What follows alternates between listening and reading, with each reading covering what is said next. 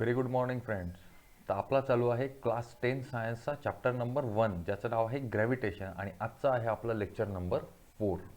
Gravitation चॅप्टरमध्ये आतापर्यंतच्या 3 लेक्चरमध्ये आपण काय काय बघितलं तर आपण वेगवेगळे कन्सेप्ट शिकून घेतले होते. सुरुवात केली होती आपण इंट्रोडक्शनपासून की ग्रॅव्हिटेशन म्हणजे काय ते बघितलं होतं. त्याच्यानंतर त्याच्याशी रिलेटेड ज्या टर्म्स आहे त्या फोर्स आणि मोशन याच्यामध्ये काय बेसिकली रिलेशन आहे ते एस्टॅब्लिश करण्याचा प्रयत्न केला होता आणि ते समजून घेतलं होतं.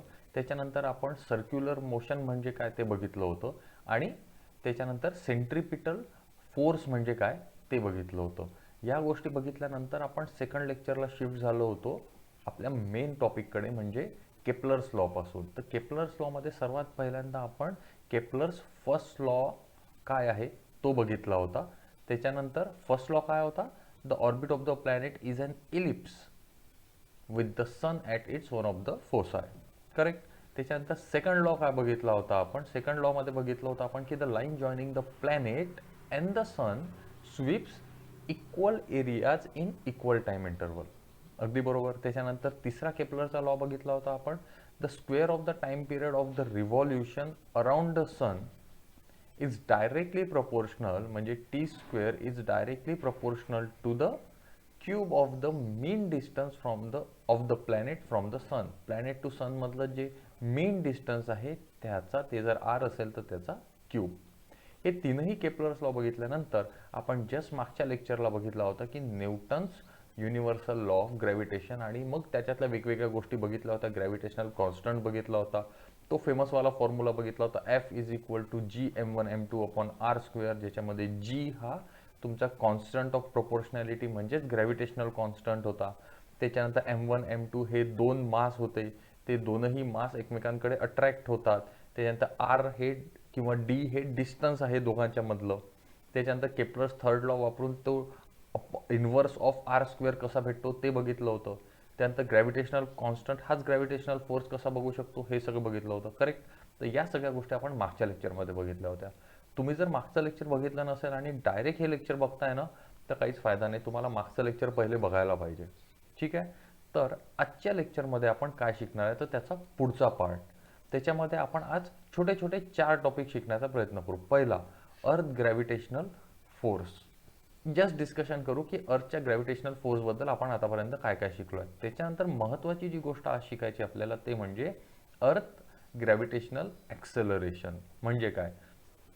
त्यानंतर अर्थ ग्रॅव्हिटेशनल ॲक्सेलरेशन किंवा ॲक्सेलरेशन ड्यू टू ग्रॅव्हिटी हा शब्द तुम्ही ऐकलेला आहे जो स्मॉल जीनी डिनोट करतो आपण.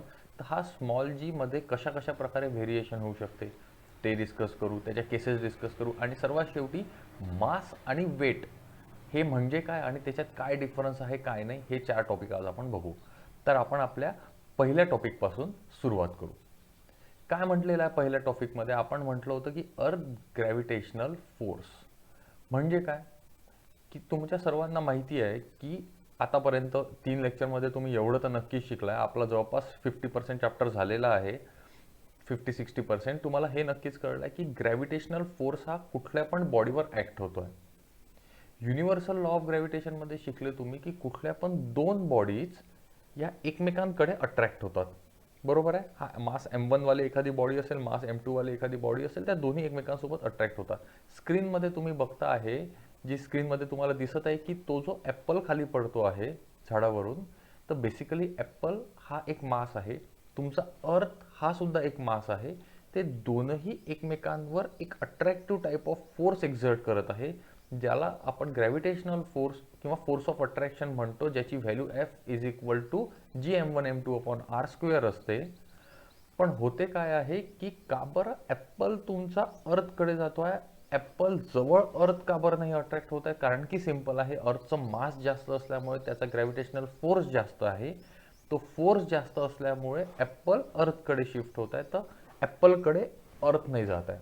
ॲक्च्युली ॲपल सुद्धा अर्थवर फोर्स लावतो पण तो इतका जास्त निग्लिजिबल आहे कारण की ॲपलचा मास अर्थच्या मासच्या कंपॅरिझनमध्ये काहीच नाही आहे.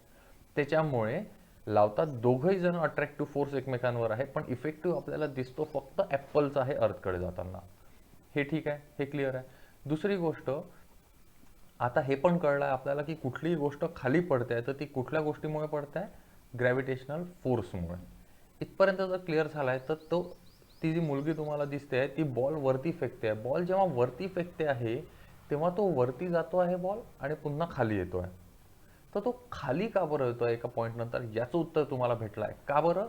कारण की तुमच्या लक्षात येईल की हा जेव्हा बॉल ती वरती फेकते आहे, बेसिकली बॉल जेव्हा वरती फेकते आहे त्याच वेळी इथून ग्रॅव्हिटेशनल फोर्स अपोजिट डायरेक्शनला लागणं चालू होते.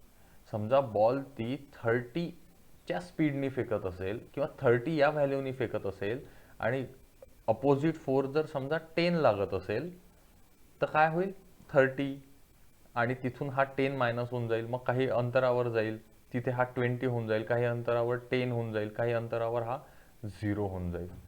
म्हणजे तिथे त्याची व्हेलॉसिटी कमी होऊन जाईल कारण की खाली उडणारा फोर्स त्याच्या व्हेलॉसिटीला 0 करून टाकेल आणि एका कुठल्या तरी हा इथल्या या पॉईंटपर्यंत जाईल आणि या पॉईंटपासून पुन्हा डाऊनवर्ड येणं सुरू होईल. त्यामुळे वरती फेकलेली कुठली पण गोष्ट खालीच पडते. याचं उत्तर हे होतं, कारण की कंटिन्युअसली डाऊनवर्ड फोर्स त्याच्यावर ॲक्ट होतो आहे. ठीक आहे, 2-3 गोष्टी आपण बघितल्या याच्यातल्या. तर सर्वात महत्त्वाचा जो आजचा टॉपिक आहे तो म्हणजे आपला अर्थ ग्रॅव्हिटेशनल ॲक्सलरेशन. अर्थ ग्रॅव्हिटेशनल ॲक्सलरेशन काय प्रकार आहे किंवा काय म्हणणं आहे याचं? काय होतं ॲक्सलरेशन? हा शब्द तुम्ही पहिल्यांदा ऐकलेला नसेल. ॲक्सलरेशन तर सगळ्यांना माहिती आहे ना. ॲक्सलरेशन म्हणजे व्हेलॉसिटी पर युनिट टाइम. चला ॲक्सलरेशनचं युनिट सांगा मला, काय होतं? ॲक्सलरेशनचं युनिट काय आहे? Metre per second square.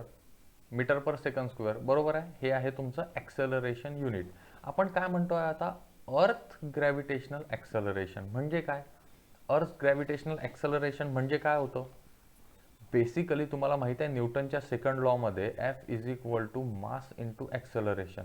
F is equal to ma हा न्यूटनचा सेकंड लॉ तुम्हाला माहिती आहे. म्हणजे जेव्हा पण एखादा फोर्स लागत असतो त्यावेळी बॉडी ॲक्सलरेट होते. हे तर तुम्हालाही माहिती आहे. तुम्ही ॲक्सलरेशन म्हटल्याबरोबर तुमच्या गाडीचं ॲक्सलरेट करता गाडीला, ते तुमच्या डोळ्यासमोर आलं पाहिजे. तुम्ही काय करता? ॲक्सलरेट करता म्हणजे तुमच्या गाडीवर फोर्स लावता. किंवा तुम्ही उभे आहे, एखाद्याने तुम्हाला मागून फोर्स लावला म्हणजे तुमची स्पीड वाढली, म्हणजे तुमची व्हेलॉसिटी चेंज झाली विथ रिस्पेक्ट टू टाइम, म्हणजे तुम्ही काय झाले? ॲक्सलरेट झाले. कळत आहे? ॲक्सलरेशन म्हटल्याबरोबर फील झालं पाहिजे की एखादी गोष्ट फोर्स लागल्यामुळे ॲक्सलरेट होत आहे. तर ज्या बॉडीला मास आहे त्याच्यावर फोर्स लावल्यावर ती बॉडी ॲक्सलरेट होते, हे इथे क्लिअर होत आहे. आता आपल्या केसमध्ये चॅप्टर कुठला चालू आहे? ग्रॅव्हिटेशन. फोर्स कुठला लागत आहे बॉडीवर? ग्रॅव्हिटेशनल फोर्स लागत आहे. तर त्याच्यामुळे ॲक्सलरेशन कुठलं होईल? ॲक्सलरेशन ड्यू टू ग्रॅव्हिटी किंवा ग्रॅव्हिटेशनल ॲक्सलरेशन. बघा लक्षात आलं आहे? म्हणजे F is equal to ma हे एक जनरल इक्वेशन होतं. इथे फोर्स तुमचा कुठला आहे? ग्रॅव्हिटेशनल फोर्स आहे, बरोबर. ग्रॅव्हिटेशनल फोर्स आहे तर हा ए काय होऊन जाईल तुमचा? Acceleration due to gravity.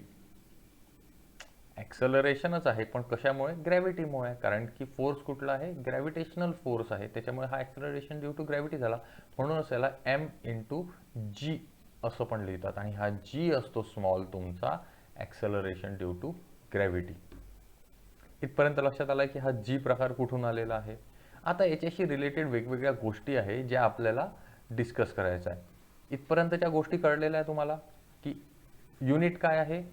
तर ॲक्सलरेशनचं जे युनिट आहे तेच ॲक्सलरेशन ड्यू टू ग्रॅव्हिटी किंवा ग्रॅव्हिटेशनल ॲक्सलरेशनचं पण युनिट आहे. क्लिअर आहे? त्याच्यानंतर आता पुढची गोष्ट जी आपल्याला शिकायची आहे ती म्हणजे हा फॉर्म्युला तुम्हाला माहिती आहे. कुठे आहे बघा? हा F is equal to GMM upon R square. हा फॉर्म्युला माहिती आहे. M म्हणजे काय आहे? मी मोठं मास कन्सिडर केलं. समजा ॲपल आणि अर्थचं एक्झाम्पल घेतलं तर अर्थचं मास जास्त मोठं आहे म्हणून त्याला कॅपिटल एमने डिनोट केलं. ॲपलचं मास छोटा आहे म्हणून त्याला स्मॉल एमने डिनोट केलं. आर हे डिस्टन्स ॲपल आणि अर्थच्या मधातलं जे आहे, कुठल्याही दोन बॉडीजच्या मधातलं ते, आणि जी तुमचा ग्रॅव्हिटेशनल कॉन्स्टंट आणि F हा फोर्स लागतो आहे. पण आत्ताच तुम्ही डिस्कस केलं की F इज इक्वल टू तुम्हाला M इंटू जी सुद्धा माहिती आहे, बरोबर ना. F is equal to M into A. फक्त ए हा ॲक्सलरेशन नसून फोर्स हा ग्रॅव्हिटेशनल फोर्स आहे, तर ॲक्सलरेशन सुद्धा ॲक्सलरेशन ड्यू टू ग्रॅव्हिटी किंवा ग्रॅव्हिटेशनल ॲक्सलरेशन होतं, म्हणजे F is equal to mg. आता बघा लेफ्ट हँड साईड सेम आहे की नाही, मग मी राईट हँड साईड इक्वेट करू शकतो. काय होऊन जाईल? G M M upon R square is equal to M into G लावू शकतो. मग हा एक मास आणि दुसरा मास काय होऊन जाईल, कॅन्सल होऊन जाईल. मग काय उरेल माझ्याकडे, small G is equal to G M upon R square. हा एक जनरलाइज फॉर्म्युला तुम्हाला भेटला ॲक्सेलरेशन ड्यू टू ग्रॅव्हिटी काढण्याचा. कुठल्याही प्लॅनेटसाठी तुम्ही मूनची ॲक्सेलरेशन ड्यू टू ग्रॅव्हिटी किती आहे कॅल्क्युलेट करू शकता या फॉर्म्युल्यावरून. तुम्ही कॅल्क्युलेट करू शकता ज्युपिटर मास तुम्हाला येईल मनात त्या प्लॅनेटचा तुम्ही acceleration due to gravity calculate करू शकता हा फॉर्म्युला वापरून. कुठला आहे तो, g is equal to G M upon R square. आता या फॉर्म्युल्यात अर्थसाठी कॅल्क्युलेट करू. सध्या अर्थवर आहे तर अर्थचं माहीत पाहिजे ना. जी, आता कॅपिटल जीची व्हॅल्यू आपण डिस्कस केली होती काल, 6.67 इंटू 10⁻⁻11. बरोबर आहे, ही होती तुमची कॅपिटल जीची व्हॅल्यू. आता मास ऑफ द अर्थ काय आहे, 6 इंटू 10⁻24 kg. हे आहे तुमचं मास ऑफ द अर्थ. आणि रेडियस ऑफ द अर्थ किती आहे तर 6400 किलोमीटर, किंवा मीटरमध्ये लिहायचं असेल तर आपण 6.4 इंटू 10⁻6 चा होल स्क्वेअर हे लिहू शकतो. आणि या सगळ्याला जर आपण कॅल्क्युलेट केलं तर जी ची व्हॅल्यू अर्थसाठी आपल्याला भेटते 9.77. युनिट काय याचं, बेसिकली ॲक्सेलरेशनच आहे ना, फक्त एच्या ऐवजी आपण जी लिहितोय कारण की ॲक्सेलरेशन ड्यू टू ग्रॅव्हिटी आहे. तर ॲक्सेलरेशनचं unit metre per second square, म्हणजे याचं युनिट काय होईल, मीटर पर सेकंड स्क्वेअर. इतकं क्लिअर झालं आहे. आता हा जो जनरलाइज फॉर्म्युला आहे तुमच्याकडे, या जनरलाइज फॉर्म्युल्यामध्ये हा जी प्रत्येक वेळी सेम राहणार आहे कारण की तो युनिव्हर्सल ग्रॅव्हिटेशनल कॉन्स्टंट आहे. पूर्ण युनिव्हर्समध्ये कुठेही जा तुम्ही, ही जीची व्हॅल्यू सेम राहणार आहे. आता बेसिकली तुम्ही हा जो मास आहे आणि हा रेडियस आहे हा अर्थसाठी टाकला, म्हणून ॲक्सेलरेशन ड्यू टू ग्रॅव्हिटीची व्हॅल्यू अर्थची निघाली. आता हेच जर तुम्ही मास ऑफ मून टाकलं आणि रेडियस ऑफ मून टाकला तर मूनसाठी भेटेल. मास ऑफ मार्स टाकला आणि रेडियस ऑफ मार्स टाकला, किंवा ज्युपिटरचा मास टाकला आणि रेडियस ज्युपिटरची टाकली, ज्या पण प्लॅनेटचं वाटेल त्या प्लॅनेटचा मास आणि रेडियस जर तुम्हाला माहिती असेल तर त्या प्लॅनेटवरची ॲक्सेलरेशन ड्यू टू ग्रॅव्हिटीची व्हॅल्यू तुम्हाला माहीत होऊ शकते. क्लिअर आहे, इथपर्यंत लक्षात आलेलं आहे. तर काय काय शिकलो आपण, की force is equal to M into A, न्यूटनचा सेकंड लॉ होता, ज्याच्यामध्ये फोर्स लागला की बॉडीला ज्याचं मास एम असते ती ॲक्सेलरेट होते. इथे फोर्स हा ग्रॅव्हिटेशनल फोर्स आहे, म्हणून ॲक्सेलरेशन पण ग्रॅव्हिटेशनल ॲक्सेलरेशन होईल किंवा ॲक्सेलरेशन ड्यू टू ग्रॅव्हिटी होईल. ॲक्सेलरेशन कशामुळे, ॲक्सेलरेशन ड्यू टू ग्रॅव्हिटी. बरोबर, त्याचं युनिट काय आहे, जे ॲक्सेलरेशनचं असतं, मीटर पर सेकंड स्क्वेअर. एक जनरलाइज फॉर्म्युला तुम्ही बघितला, g is equal to G M upon R square. कसा कॅल्क्युलेट केला ते पण बघितलं, हे दोन इक्वेशन इक्वेट केले आणि त्याच्यावरून आपण अर्थची ग्रॅव्हिटेशनची व्हॅल्यू काढली. आता हा जो स्मॉल जी आपण शिकलेलो आहे ॲक्सेलरेशन ड्यू टू ग्रॅव्हिटीचा, हा स्मॉल जीचं व्हेरिएशन काय होऊ शकते, कशा कशामुळे हा व्हेरिएबल होऊ शकतो, याची व्हॅल्यू चेंज होऊ शकते, ते आता आपण डिस्कस करू, जो सर्वात महत्त्वाचा पार्ट आहे. काय आहे बघा, सर्वात पहिल्यांदा variation in G along the surface of the earth. म्हणजे काय, आता काय अज्युम केलं आहे की अर्थचा सेंटर ऑफ मास कन्सेप्ट माहीत आहे का, की असा एक पॉईंट ज्या पॉईंटवर पूर्ण बॉडीचं मास कॉन्सन्ट्रेट झालं असते, हे आपण अज्युम करतो. समजा हा मोबाईल आहे, हा मोबाईलचा हा मी म्हटलं की सेंटर ऑफ मास आहे, तर मी याला असं या पॉईंटला म्हणजे पूर्ण बॉडीला मी फक्त एका पॉईंटवर बॅलन्स केला आहे, म्हणजे त्याचा सेंटर ऑफ मास इथे आहे, म्हणजे पूर्ण बॉडीचं मास त्या एका पॉईंटवर कॉन्सन्ट्रेट झाला आहे असं आपण म्हणू शकतो. तसाच अर्थचा सेंटर ऑफ मास हा स्पियर असल्यामुळे त्याच्या सेंटरला असतो. बरोबर, म्हणूनच तुमचा ग्रॅव्हिटेशनल फोर्स हा towards the centre of the अर्थ असतो. हे क्लिअर झालं एकदम, काही अडचण आहे ह्याच्यात नाही आहे. आता बघा, जसं तुमच्या स्क्रीनवर तुम्हाला दिसत आहे, अर्थ जी आहे ती एक्झॅक्टली स्पेरिकल नाही आहे. अर्थ ही एक्झॅक्टली स्पेरिकल नाही आहे, थोडी ओबडधोबड आहे. हे क्लिअर आहे. त्याच्यामुळे तुमची जी रेडियस ऑफ अर्थ आहे ती एक्झॅक्टली अशी सिमिलर आहे का, नाही आहे. जर मला सांगा अर्थ जर अशी थोडी अशी ओबडधोबड आहे, एकदम असा गोल चेंडू थोडी आहे, तर त्याच्यामुळे इथली रेडियस बेसिकली फॉर्म्युला काय आहे तुमचा भेटलेला तुम्हाला, G M upon R square. तर हा जो बेसिकली आर आहे हा काय आहे तुमचा रेडियस ऑफ अर्थ आहे, आणि हा जर रेडियस या ओबडधोबडपणामुळे जर चेंज होत असेल तर त्याच्यामुळे काय चेंज होऊ शकते, त्याच्यामुळे बेसिकली तुमची रेडियस चेंज झाली तर ॲक्सेलरेशन ड्यू टू ग्रॅव्हिटीची व्हॅल्यू चेंज होते. शिकत काय आपण की variation of value of g म्हणजे स्मॉल जीची व्हॅल्यू कशामुळे चेंज होऊ शकते. तर सर्वात पहिला प्रकार काय म्हटलं आपण, change along the surface of the अर्थचा सरफेस हा एक्झॅक्टली स्पेरिकल नाही आहे, त्यामुळे रेडियसची व्हॅल्यू चेंज होईल, त्याच्यामुळे ॲक्सेलरेशन ड्यू टू ग्रॅव्हिटीची व्हॅल्यू चेंज होऊ शकते. इथपर्यंत कळलंय. दुसरी गोष्ट ही सर्वात महत्त्वाची, याच्याकडे लक्ष द्या की जेव्हा तुमची अर्थ स्पिन होते त्यावेळी बेसिकली ती अशी स्पिअर न राहता अशी दबून जाते.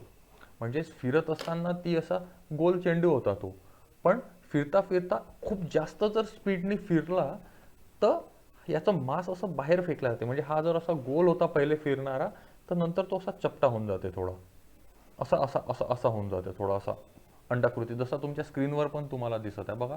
आधी हा जर स्पिअर होता पूर्ण हा असा, तर हा थोडासा असा चपटा होऊन जातो.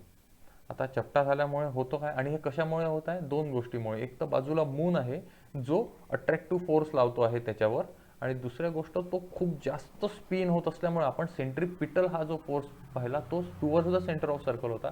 त्याचाच एक अपोजिट फोर्स आहे जो डिटेलमध्ये आपण 11th मध्ये शिकणारच आहे, तो आहे सेंट्रीफ्युगल फोर्स, जो away from the centre of circle असतो. त्यामुळे त्या फोर्समुळे ते mass away from the centre of circle जातं.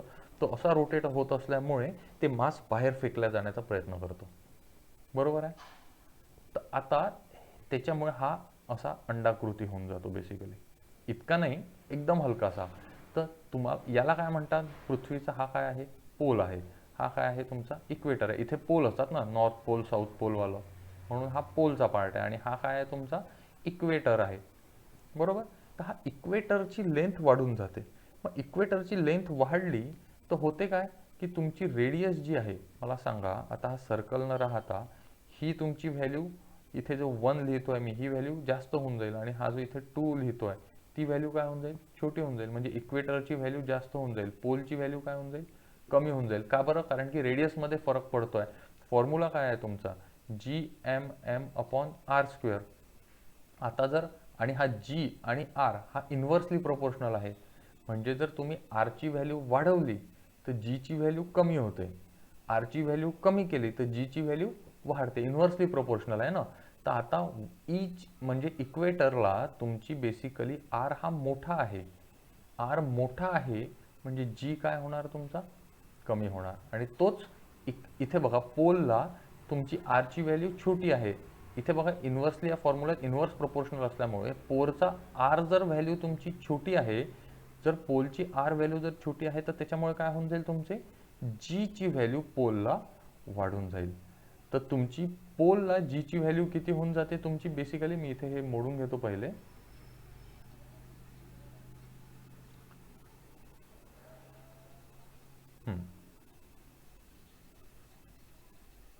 ठीक आहे. आता बघा हा बेसिक फॉर्म्युला लिहून घेतो, G=GM/r². आता तुम्हाला लक्षात आलेलं आहे की हा पोल आहे तुमचा आणि हा इक्वेटर आहे, बरोबर आहे. म्हणजे हा पोल आहे तुमचा आणि हा इक्वेटर आहे. आता पोल आणि इक्वेटरमध्ये इक्वेटरची व्हॅल्यू जास्त आहे, इक्वेटरची व्हॅल्यू जास्त आहे रेडियसची, म्हणजे जी ची व्हॅल्यू कमी राहणार, आणि पोलला आर ची व्हॅल्यू कमी आहे म्हणून जी ची व्हॅल्यू जास्त राहणार. तर जी ची व्हॅल्यू अप्रॉक्सिमेटली असते तुमची 9.78 मीटर पर सेकंड स्क्वेअर, आणि दुसरी व्हॅल्यू असते जी ची तुमची 9.832 मीटर पर सेकंड स्क्वेअर. आता तुम्ही सांगू शकता की कोणची व्हॅल्यू कुठली आहे, ही पोलची आहे की ही पोलची आहे. बेसिकली काय बघायचं आहे की असा चपटा झाल्यामुळे पोलची रेडियस कमी होऊन जात आहे, ही रेडियस कमी होऊन जात आहे ना, पोलची रेडियस कमी झाली तर जी ची व्हॅल्यू वाढेल, जी ची व्हॅल्यू वाढली म्हणजे ही व्हॅल्यू जास्त वाली पोल्सची आहे, आणि उरलेली व्हॅल्यू इक्वेटरची आहे. क्लिअर झालं आहे की सरफेस ऑफ द अर्थमुळे कुठल्या कुठल्या गोष्टीवर फरक पडतो आहे. एकदम सिंपल आहे. आणि आणखीन एक गोष्ट याच्यामध्ये एक तुम्हाला सांगायची आहे, ती म्हणजे एक गोष्ट जर तुम्ही ऑब्झर्व केली की हा मला सांगा की जी ची व्हॅल्यू कशामुळे चेंज होत आहे. बघा हा तर कॉन्स्टंट आहे, एक तर मास आहे आणि एक तर रेडियस आहे, म्हणजे g is equal to G M upon R square जर मी म्हणतो आहे तर G M upon R square म्हटल्यानंतर हा जी ग्रॅव्हिटेशनल कॉन्स्टंट आहे म्हणजे याच्यावर तर ती अवलंबून नाही आहे. मग कशावर अवलंबून आहे? मासवर अवलंबून आहे आणि रेडियसवर अवलंबून आहे. म्हणजे मास जर आपण डबल केलं तर ॲक्सेलरेशन ड्यू टू ग्रॅव्हिटी पण डबल होऊन जाईल. कारण की का बरं? कारण की दोन्ही डायरेक्टली प्रोपोर्शनल आहे. मास डबल तर acceleration due to gravity double. पण होत काय आहे बघा, रेडियसचं डिस्टन्स जर आपण 2 टाइम्स करून टाकलं आणि ते 2 टाइम्स कमी केलं, समजा रेडियस आपण किंवा जे डिस्टन्स आहे ते 2 टाइम्स कमी करून टाकलं तर acceleration due to gravity 4 times वाढून जाते. लक्षात येते? कारण की आर स्क्वेअर आहे, 2 चा स्क्वेअर 2 टाइम्स केल्याबरोबर 4 होऊन जातो, म्हणजे 4 टाइम्स वाढून जाते. रेडियस 2 टाइम्स कमी केली की acceleration due to gravity 4 times वाढून जाते. रेडियस 3 टाइम्स कमी केली की acceleration due to gravity 9 times वाढून जाते. इतका जास्त व्हेरिएशन आहे. स्क्वेअरचा एक्सपोनेन्शियल व्हेरिएशन आहे, ते स्क्वेअरचं व्हेरिएशन आहे. हे क्लिअर झालं आहे? म्हणजे तुम्ही मास किती कमी जास्त करा त्या कंपॅरिझनमध्ये ॲक्सेलरेशन ड्यू टू ग्रॅव्हिटीची व्हॅल्यू इतकी जास्त कमी नाही होणार, पण डिस्टन्स तुम्ही कमी जास्त करा डायरेक्ट स्क्वेअरनी व्हॅल्यूमध्ये फरक पडेल. ही गोष्ट क्लिअर करून घ्या. तर या पॉईंटशी रिलेटेड सगळ्या गोष्टी मी तुम्हाला सांगितलेल्या आहे. त्याच्यामुळे जर तुम्ही याला एकदा पुन्हा रिपीट केलं, बघितलं तर तुमचं हे सगळ्या गोष्टी क्लिअर होऊन जाईल. सेकंड आहे तुमचं चेंज विथ हाईट. आता मला सांगा की तुम्ही समजा विमानात बसले आहे. नाही, हे विमान तर नक्कीच नाही आहे, पण ठीक आहे, हे काहीतरी हे विमान आहे. या विमानात समजा तुम्ही बसलेले आहे. आता अर्थचं समजा मी म्हटली होती की अर्थची रेडियस किती असते की 6400 समजा किलोमीटर आहे. आता तुम्ही इथून समजा 10 किलोमीटर वरतून उडत आहे, तर तुमच्यावर किती ॲक्सेलरेशन ड्यू टू ग्रॅव्हिटी लागेल? तर जीचा फॉर्म्युला आहे G M upon R square. Mass of the earth change झालेला नाही आहे. जी हा ग्रॅव्हिटेशनल कॉन्स्टंट आहे. रेडियस फक्त 6400च्या ऐवजी आता ही रेडियस झाली आहे. जी किती आहे? 6400 प्लस 10 किलोमीटर म्हणजे 6410 किलोमीटर झाली आहे. आता रेडियसमध्ये इतका कमी फरक झाला, फक्त 10 किलोमीटर वाढली आहे. 6400च्या ऐवजी फक्त 10 किलोमीटरचा फरक पडला आहे, तर त्याच्यामुळे ॲक्सेलरेशन ड्यू टू ग्रॅव्हिटीमध्ये इतका फरक नाही पडणार, कारण की खूप कमी फरक झालेला आहे त्याच्यामध्ये. हां, पण तुम्ही विचार करा, जेव्हा सॅटेलाईट फिरतो आहे किंवा मून आहे तर त्याचा डिस्टन्स तर खूप जास्त आहे ना अर्थपासून, तर त्यावेळी ते डिस्टन्स वाढून गेलं की जीच्या व्हॅल्यूमध्ये खूप जास्त फरक पडेल. आणि डिस्टन्स जसं जसं वाढत जातं जीची व्हॅल्यू कमी होत जाते, आणि ते तर स्क्वेअरचा त्याच्यातला फरक आहे. म्हणजे स्क्वेअरनुसार जर समजा 2 टाइम्स डिस्टन्स वाढवलं तर 4 टाइम्स व्हॅल्यू जीची कमी होते. तर त्याच प्रकारे तुमच्या टेक्स्टबुकमध्ये एक टेबल दिलेला आहे पेज नंबर 9 वर टॉपला. तर तो टेबल तुम्हाला सगळ्यांना एकदा बघायचा आहे आजचं लेक्चर झाल्यानंतर. तसंही तुम्हाला माहितीच आहे की आपला काय रूल आहे की आपलं लेक्चर झाल्यानंतर चॅप्टर लगेच वाचायचं आहे तुम्हाला तुमच्या टेक्स्टबुकमधून. तर पेज नंबर 8 आणि 9 हे दोन्ही आज तुम्हाला वाचायचं, आणि पहिलेचे वाचले नसेल तर ते पण कंप्लीट करायचं आहे.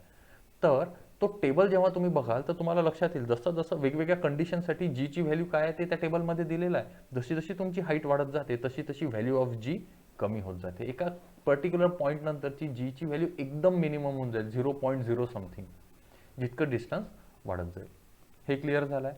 आता एक आणखीन पहिलं कुठलं बघितलं आपलं व्हेरिएशन अलॉंग द सरफेसमुळे काय फरक पडतो? एक तर ओबडधोबड आहे त्यामुळे रेडियस चेंज होते. दुसरं फिरत असल्यामुळे हाईट कमी होऊन जाते तर त्याच्यामुळे फरक पडते. दुसरं विथ रिस्पेक्ट टू हाईट काय फरक पडतो ते आपण बघितलं.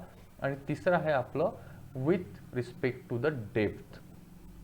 सरफेसवर बघितलं, हाईटवर गेलो, आता डेप्थनी बघू की व्हॅल्यू ऑफ जी मध्ये काय फरक पडते. आपला फॉर्म्युला काय आहे की g is equal to G M upon R square. आता तुम्ही म्हणाल की सरफेस ऑफ अर्थवर तर ठीक आहे, लक्षात आलं. वरती गेलं तर हाईट वाढत होती, आर वाढत होता म्हणून जी कमी होत होता. आता आपण खाली चाललो आहे, towards the centre of the circle जातो आहे इथे. तर towards the centre of the circle जात असताना तुम्ही म्हणाल की आरची व्हॅल्यू कमी होत आहे. बरोबर आहे, आरची व्हॅल्यू कमी होत आहे. आरची व्हॅल्यू जर कमी होत आहे तर जीची व्हॅल्यू वाढायला पाहिजे, पण असं नाही होत. अरे असं का बरं नाही होत? जर तुम्ही म्हटलं इन्व्हर्सली आहे आणि फॉर्म्युल्यामध्ये दिसत पण आहे की आरची व्हॅल्यू हा जी सोबत इन्व्हर्सली आहे, मग मी सांगतो काय होत आहे बेसिकली. आरची व्हॅल्यू जर कमी केली तर जीची व्हॅल्यू वाढायला पाहिजे, पण तसं नाही होत. का बरं?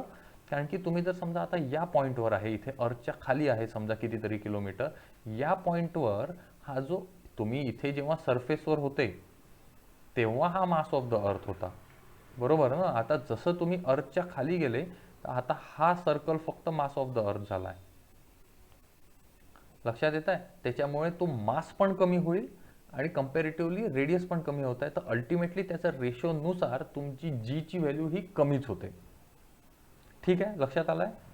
जरी ते इन्व्हर्सली रिलेशन असलं डेप्थसोबत, तुम्ही डेप्थ कमी केली म्हणजे रेडियस कमी झाली म्हणजे इन्व्हर्सली रिलेशन आहे, म्हणजे तुमचे ॲक्सेलरेशन ड्यू टू ग्रॅव्हिटी वाढणार आहे, पण तुमचं अल्टिमेटली मास पण कमी होत आहे ना, तर त्याच्यामुळे तुमची त्या रेशोमुळे कंबाईनली त्याचा इफेक्ट ॲक्सेलरेशन ड्यू टूची व्हॅल्यू जी आहे, ॲक्सेलरेशन ड्यू टू ग्रॅव्हिटीची व्हॅल्यू ती कमी होत आहे. लक्षात आलं आहे? तर ह्या सगळ्या गोष्टी आपण बघितल्या. आता एक लास्ट गोष्ट फक्त 5 मिनिटात बघू, ती म्हणजे तुमचा आजचा शेवटचा टॉपिक, मास अँड वेट. सगळ्यांना काय वाटतं की मास आणि वेट ह्या दोन्ही गोष्टी काय आहे? सेम आहे. या दोन्ही गोष्टी सेम आहे का रे? मास आणि वेट या सेम आहे का? बिलकुल सेम नाही आहे. मास म्हणजे काय होते की amount of matter in that body. एखादा कुठल्याही गोष्टीचं मास घेतलं, हा पेन आहे, या पेनचं मास किती आहे? तर या पेनमध्ये किती मटेरियल आहे, किती मॅटर आहे, त्याचं जे काही वजन असेल ते असते मास. तुमचं स्वतःचं मास, तुम्ही जेव्हा वजन मोजता तेव्हा तुम्ही स्वतःचा मास मोजत असता. बेसिकली मासचं युनिट काय आहे? केजी. मासचं युनिट काय आहे? केजी. कुठल्याही गोष्टीमध्ये मास किती आहे म्हणजे अमाऊंट ऑफ मॅटर किती आहे हे महत्त्वाचं असते आणि ते आहे केजी मध्ये आपण मोजतो त्याचं युनिट. आता तुम्ही हा जो मास आहे हा बेसिकली पृथ्वीवर मोजा किंवा चंद्रावर मोजा किंवा कुठल्याही एखाद्या मार्सवर मोजा किंवा ज्युपिटरवर मोजा किंवा इतर कुठल्याही प्लॅनेटवर जाऊन मोजा, मास हा नेहमीच कॉन्स्टंट राहतो. तुम्ही इतर कुठल्याही प्लॅनेटवर जा, मास चेंज होत नाही. चला ठीक आहे, मास चेंज होत नाही इथपर्यंत कळलं मला. मग वेट चेंज होते. मग वेट म्हणजे काय बेसिकली? तर वेट म्हणजे होते mass into acceleration due to gravity. Weight म्हणजे आहे काय नेमकं? वेट बेसिकली फोर्स आहे टुवर्ड्स द ग्रॅव्हिटी. तुम्हाला माहिती आहे ना, F is equal to M A, न्यूटनचा सेकंड लॉ आत्ताच आपण डिस्कस केला होता. याच्यामध्ये मी म्हटलंही होतं की हा फोर्स ग्रॅव्हिटेशनल फोर्स आहे, म्हणजेच तुमचा ॲक्सेलरेशन हा ॲक्सेलरेशन ड्यू टू ग्रॅव्हिटी होत आहे. म्हणजे F is equal to M एच्या ऐवजी is equal to M into g होत आहे. तर त्याच वेळी हा जो फोर्स आहे यालाच आपण वेट पण म्हणतोय. म्हणून हा फॉर्म्युला मी मोठा इथे लिहिला आहे की W is equal to M into g. म्हणजे हा F is equal to M H आहे, फक्त F is equal to M A हा जरी दिसत नसेल तुम्हाला तर हा एफच्या ऐवजी डब्ल्यू आहे, जो फोर्स आहे, डाऊनवर्ड फोर्स. वेट म्हणजे downward force is equal to M into g. G म्हणजे ॲक्सेलरेशन ड्यू टू ग्रॅव्हिटी. म्हणजे वेटचं युनिट काय आहे तुमचं? न्यूटनमध्ये. एस आय युनिट आहे मासचं केजी आणि वेटचं आहे न्यूटन. हे क्लिअर झालं आहे? तर आता हे बघा एक एक्झाम्पल की हा जो कोणी असेल याचं समजा वेट मास आहे समजा 56 केजी. तर 56 केजीचा अर्थ काय आहे?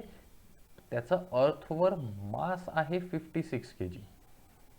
जिथे पण केजी युनिटमध्ये आपण काही मोजतो तिथे मास मोजत असतो. जिथे पण न्यूटनमध्ये काही मोजतो ते वेट असतं. न्यूटन, किलो न्यूटन वगैरे. इथे ग्राम, त्याच्यानंतर केजी, टन याच्यामध्ये मोजू तर ते झालं मास तुमचं. ठीक आहे. तर आता जर तुम्हाला म्हटलं की याचं वेट काढा अर्थवरचं, तर काहीच नाही, एम इंटू जी. मग मास किती? 56 इंटू जी किती आहे? अप्रॉक्सिमेटली 9.8 आहे. मग आता जीची व्हॅल्यू जर आपल्या अर्थच्या सरफेसवर पोलवर वेगळी असते आणि इक्वेटरवर जर वेगळी असते, जसं आपण म्हटलं, कारण की तो असा चपटावून जातो फिरत असताना, तर त्याच्यानुसार जिथे जिथे जीची व्हॅल्यू चेंज होते त्याच्यानुसार तिथे तिथे तुमचा वेट पण चेंज होतो. वेट चेंज होतो जे न्यूटनमध्ये. मास चेंज होत नाही, मास कॉन्स्टंट राहतं तुमचं सेम. लक्षात आलं? तर प्रत्येक प्लॅनेटवर प्रत्येक ठिकाणी तुमचं मास सेम राहील जे केजीमध्ये आहे, पण तुमचा जी चेंज होतो आहे त्याच्यामुळे तुमचं वेट चेंज होईल. Weight is nothing but the force in newton. Clear आहे? तर आजच्या लेक्चरमध्ये आपण काय काय बघितलं एक क्विक एका मिनिटात फक्त रिकॅप करू. बघा, सुरुवात केली होती आज आपण ह्या 4 टॉपिक शिकायचं असं म्हटलं होतं. अर्थ ग्रॅव्हिटेशनल फोर्स म्हणजे काय, अर्थ ग्रॅव्हिटेशनल ॲक्सेलरेशन म्हणजे काय, व्हेरिएशन ऑफ जी आणि मास आणि वेट. त्याच्यानंतर आपण अर्थ ग्रॅव्हिटेशनल फोर्सबद्दल डिस्कस केलं होतं की आपण बॉल वरती फेकतो तो खाली का बरं येतो, कारण की कंटिन्युअसली डाऊनवर्ड फोर्स लागत असतो. त्यानंतर आपण अर्थ ग्रॅव्हिटेशनल एक्सेलरेशन शिकलो, ज्याच्यामध्ये F is equal to M एला F is equal to M जीमध्ये आपण कसं येतं ते बघितलं. नंतर तो जो तुमचा फॉर्म्युला होता F is equal to G M M upon R square, या दोघांना इक्वेट करून आपण हा फॉर्म्युला तुमचा भेटला G M upon R square acceleration due to ग्रॅव्हिटीसाठी. मग त्याचं रिलेशन बघितलं की जी हा कॉन्स्टंट असतो, एम मास असतो, आर हा रेडियस असतो, आणि मग त्याच्यानुसार हा अर्थसाठी झाला. मास आणि रेडियस चेंज केली वेगवेगळ्या प्लॅनेटसाठी, तर तुम्ही जी ही वेगवेगळ्या गोष्टींसाठी कॅल्क्युलेट करू शकता वेगवेगळ्या प्लॅनेटसाठी. मग त्याचं व्हेरिएशन बघितलं. तर व्हेरिएशनमध्ये सर्वात पहिल्यांदा बघितलं होतं की आपण चेंज अलॉंग द सरफेस. सरफेसमुळे दोन प्रकारे होतं, एक तर तो ओबडधोबड असतो त्यामुळे रेडियस चेंज होते, तर स्लाईट जीमध्ये डिफरन्स येतो. दुसरा, तो फिरत असतो, बल्ज होऊन जातो, तर इक्वेटरला वाढतं, पोलला रेडियस कमी होते, तर त्याच्या अकॉर्डिंगली व्हॅल्यूजमध्ये फरक पडतो तुमच्या जीच्या. त्याच्यानंतर हाईट जर तुम्ही वाढवली तर हाईट वाढल्याबरोबर तुमची जीची व्हॅल्यू कमी होते. ती का होते, कशी होते ते आपण डिस्कस केलं. त्याच्यानंतर डेप्थ जर वाढली तरी जीची व्हॅल्यू कमी होते, जरी इन्व्हर्सली प्रोपोर्शनल असलं तरीही मास पण कमी होत आहे, त्याच्यामुळे ती व्हॅल्यू कमी होते. आणि सर्वात लास्ट मास आणि वेट आपण समजून घेतलं. मास के जीमध्ये मोजतात, वेट न्यूटनमध्ये मोजतात. वेट हा एक फोर्स आहे, म्हणजे एम इंटू जी. मास हा कुठेही गेलो तरी कॉन्स्टंट राहील, तोच राहील. जे के जीमध्ये मोजतात ते मास असतं, आणि त्याला ॲक्सेलरेशन ड्यू टू ग्रॅव्हिटीने मल्टिप्लाय केलं ते वेगवेगळ्या प्लॅनेटसाठी, तर तुमचं मास बेसिकली वेट हे वेगवेगळ्या प्लॅनेटसाठी तुम्हाला वेगवेगळं भेटेल न्यूटनमध्ये. इतकं क्लिअर आहे. तर आता तुम्हाला काय करायचं आहे बेसिकली तेच, की टेक्स्टबुकमधून आजचं लेक्चर झाल्यानंतर सर्वात महत्त्वाचं आहे की टेक्स्टबुकमधून पेज नंबर 8 आणि 9 म्हणजे हे ज्या याच्यावर आहे ते तुम्हाला वाचून काढायचं आहे. हार्डली 10 मिनटं लागतात, पण हे लेक्चर एकदा पूर्ण ऐकलं आणि ते जर एकदा वाचून घेतलं ना, तर तुमचे कन्सेप्ट नेहमीसाठी क्लिअर होऊन जातील. जेव्हा आपण न्यूमरिकलवर शिफ्ट होऊ तेव्हा तुम्हाला या सगळ्या गोष्टी खूप इझिली समजतील आणि लक्षात येतील. काहीच कठीण नाही जाणार. तसंही हा चॅप्टर खूप इझी आणि खूप इंटरेस्टिंग आहे, आणि पुढे पण 11thला आपल्याला हा टॉपिक, आणि पुढे कॉम्पिटिटिव्हसाठी तुमच्या सगळ्या एक्झामसाठी पण हा चॅप्टर अतिशय महत्त्वाचा आहे. तर तुम्हाला काही अडचण असेल, समजत नसेल, तर मला बिनधास्त सांगा. मी जे प्रत्येक वेळी विचारतो आहे, म्हणतो आहे, आपण तुमच्या अडचणी सगळे डाऊट्स क्लिअर करू. ठीक आहे. तुम्ही मला व्हॉट्सअप पण करू शकता, कॉल करू शकता, इथे क्लासमध्ये येऊन भेटूही शकता. ओके. तर आज आपण इथेच थांबू. बाकी नेक्स्ट कंटेंटसोबत आपण नेक्स्ट लेक्चरला भेटू. थँक्यू.